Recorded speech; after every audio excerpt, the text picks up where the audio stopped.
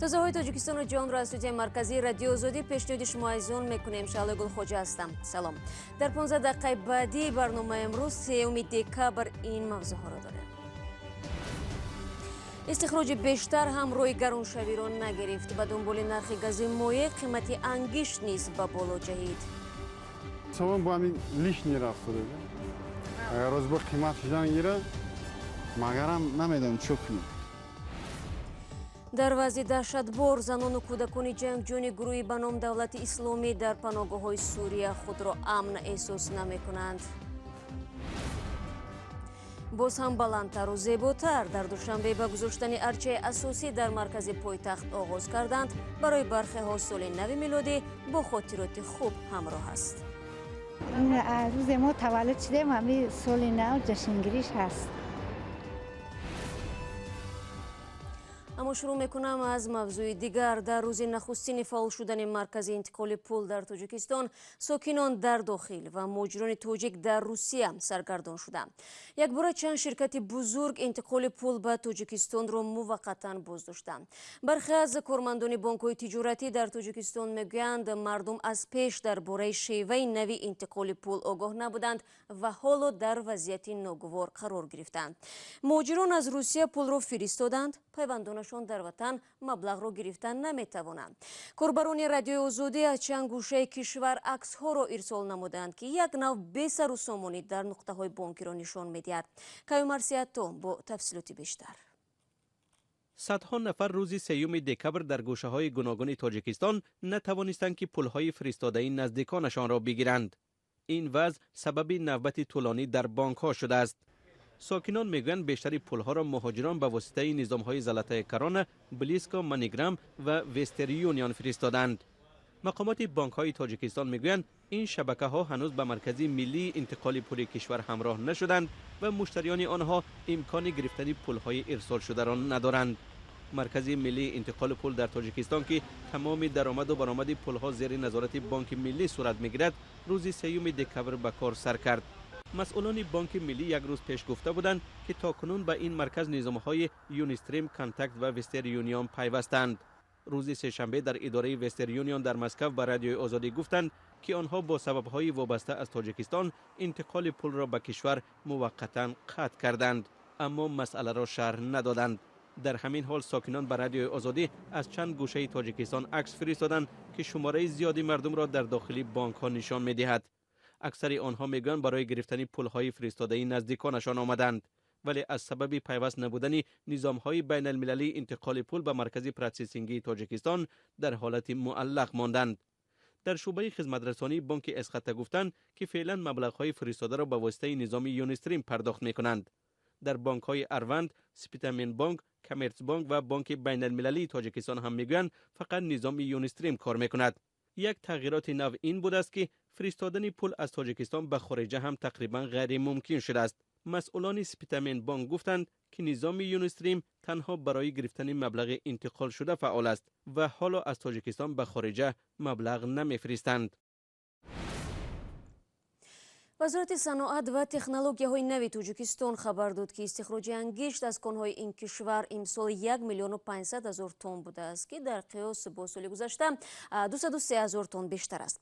افزایش استخراج ангишт در حالی است که روزهای اخیر ارزش آن در بازارهای کشور تا 1 برابر بالا رفته است. فعلا حدود 200 کارخانه از ангишт استفاده می‌کنند. ساکنان روستاها هم برای گرم کردن منزل‌هایشان این مواد سوخت را به کار می‌برند. جزئیات از سروینازی روح‌الله و امریدین اولیموف. فخریدین هر روز برای دکان نانپزیش بیش از 30 کیلو ангишт سنگ استفاده میبرد. میگوید برای طولانی تر گرم نگاه داشتن تنور او از کوموری قرغز استفاده میکند. اما این نانپز را بالا رفتن نرخ این نوع سوزشواری نگران کرده است.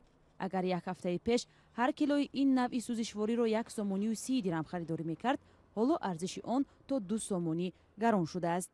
و هر سال همین خیلی وقتی که یک بار این برق زد یا که باران زد تمام سراز میبینید که قیمت شده. بالا رفتن نرخ ангишт درآمد این نانپز را کاهش داده است. پیشتر بود نقصتر بوده، حاضی خیلی سرانو چند پول حاضی 30 سوم 40 سوم با همین لیش نرفت شده. اگر روز با قیمت شدن گیره مگرم نمیدونم چه کنیم. با شروع سردی‌ها در تاجیکستان و بیشتر شدن طلبات به ангишт، نرخ این نوع سوزشواری نه تنها در منطقه‌های دوردست بلکه در محله‌های اطراف پایتخت هم گران شده است. فعلا اگر 1 کیلو ангишти استخراج شده در قرقیزستان در بازارهای دوشنبه تا 2 سومانی ارزش داشته باشد، نرخ ангишти وطنی بیشتر از 1 سومانی برای هر 1 کیلو می باشد.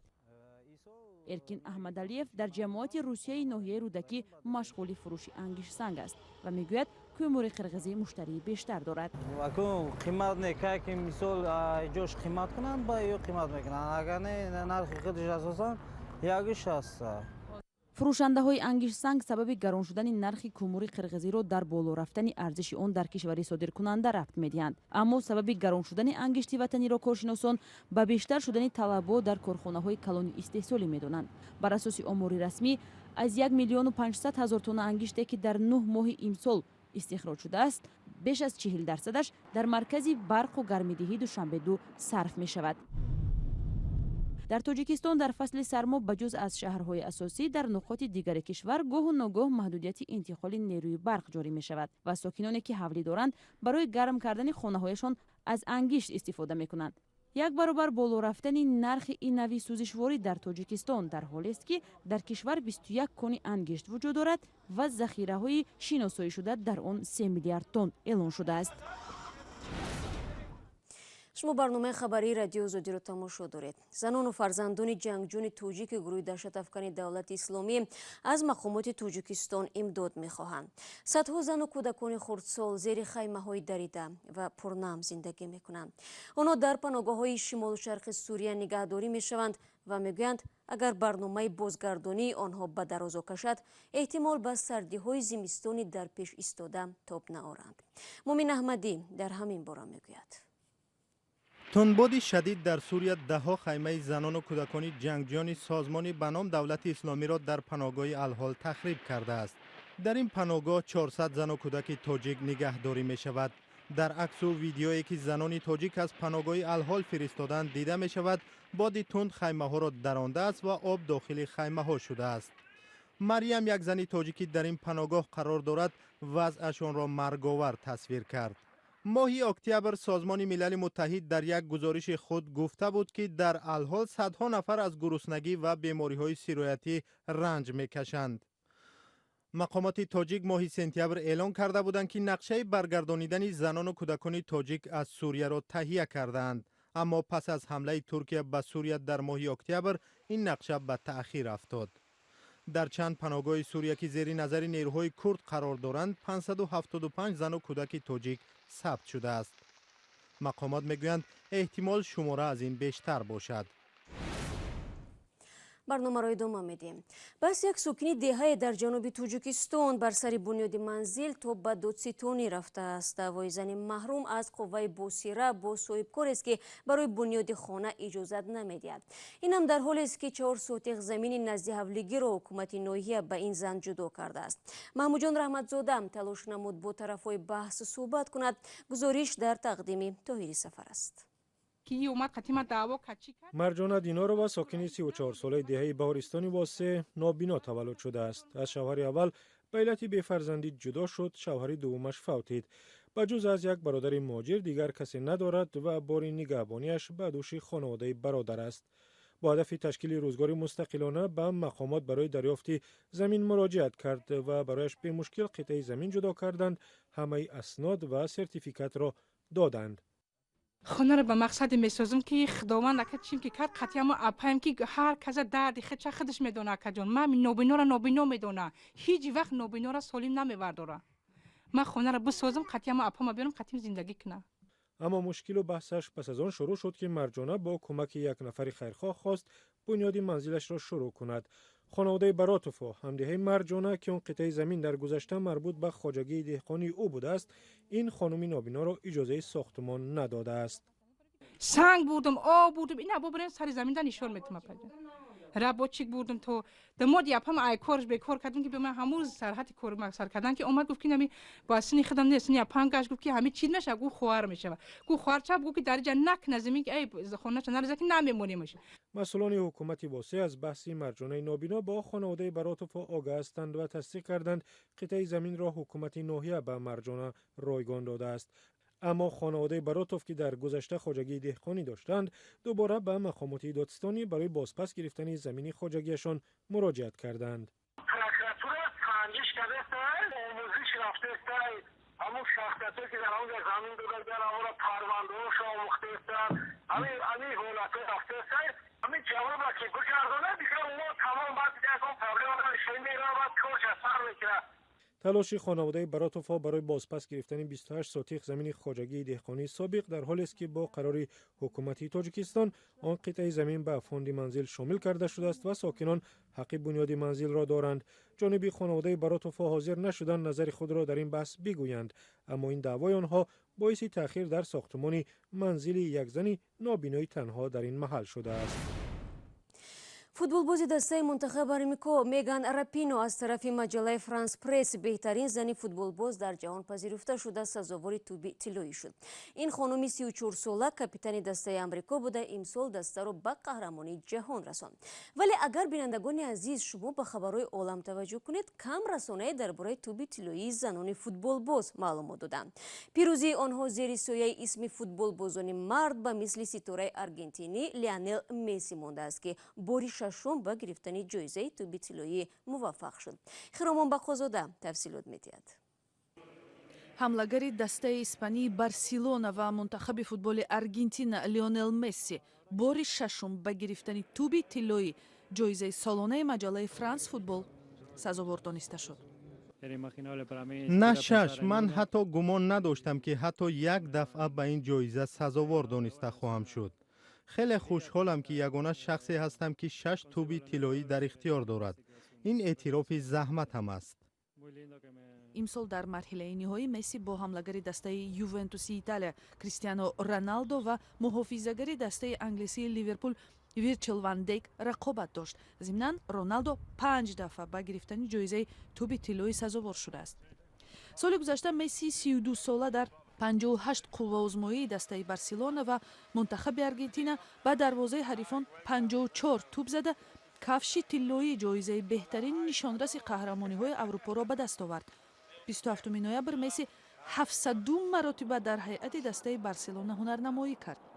дар давоми 15 соли ҳунарнамоиаш дар дастаи Барселона Месси 613 дафъа тӯбро ба ҳадаф расонидааст. маҷаллаи Франс футбол ҷоизаи солонаи тӯби тиллоиро аз соли 1956 бар пояи овоздиҳии хабарнигорони варзишӣ тақдим мекунад. дар маркази пойтахти Тоҷикистон насби арчаи асосӣ шурӯъ шудааст. тахмин мешавад ки ороиши арча 10 декабр анҷом хоҳад ёфт. мақомот гуфтанд ки имсол баландии арча 29 метр хоҳад буд ки баландтарин дар таърихи кишвар аст. арчаи асосиро 16 000 бозича зеб хоҳад дод. зимнан бояд гуфт ки бо шурӯи омодагиҳо ба соли нав доим баҳсҳо дар бораи таҷдид кардан ё накардани соли нав рӯ мезананд. афзонаи акобиршоҳ дар ин бора тафсилоти бештар дорад. ҳанӯз як моҳи дигар ба фарорасии соли нави мелодӣ боқӣ монда, аммо арчаи солинавӣ дар маркази шаҳри Душанбе назди пайкараи Исмоили Сомонӣ гузошта шуд. солҳои пеш ҳукумати шаҳр 2 ҳафта қабл аз фарорасии соли нав арчаро мегузошт, аммо имсол мисли кишварҳои аврупоӣ ороиши арчаи солинавиро аз 1 декабр шурӯъ карданд. тибқи иттилои шаҳрдории Душанбе, арчаи солинавии имсола аз арчаи соли гузашта 1-2 метр баландтар аст ва арчаи идона бо муосиртарин таҷҳизоти ороишӣ зебу зинат дода шуда дар он ситораи 7 бурҷ ва чароғакҳо насб мегарданд. ва бинандагони азиз, барои поён бурдани барномаи имрӯз ҳамагӣ чанд сонияи дигар дорем. бо истифода аз ҳамин фурсат аз ҳамаи шумо даъват мекунем ки барои дарёфти хабарҳои тозаи Тоҷикистону ҷаҳон аз вебсайти радиои Озодӣ истифода намоед. Озодӣ видео канали мо дар YouTube мағзани гузоришҳои ҷолибу диданист. ҳамин гуна саҳифаи мо дар шабакаи иҷтимоӣ бинандагони азиз фаъол мебошанд. ман ҳамаи шуморо фардо дар навиди бомдодӣ мунтазирам. аз ёд набароред. то мулоқоти баъдӣ худо нигаҳдори ҳараки шумо бошад.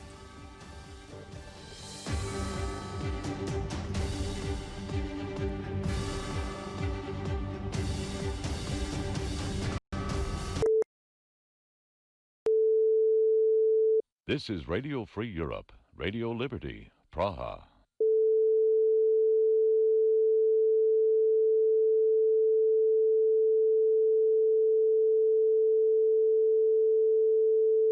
This is Radio Free Europe, Radio Liberty,